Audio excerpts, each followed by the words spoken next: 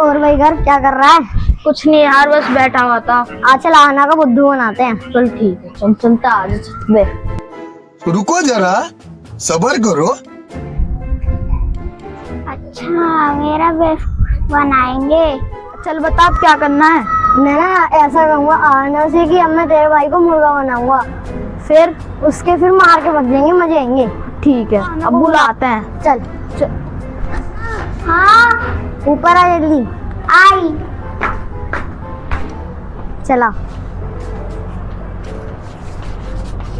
अब मैं ना तेरे भाई का ना मुर्गा बनाता हूँ जादू से। ठीक है आजा। अब मैं देख तेरे भाई का मुर्गा बनाता हूँ जादू से। ठीक है जाओ आमने सामने ऐसे ऐसे ऐसे चलो। ओम भट स्वाहा। अब भग जा।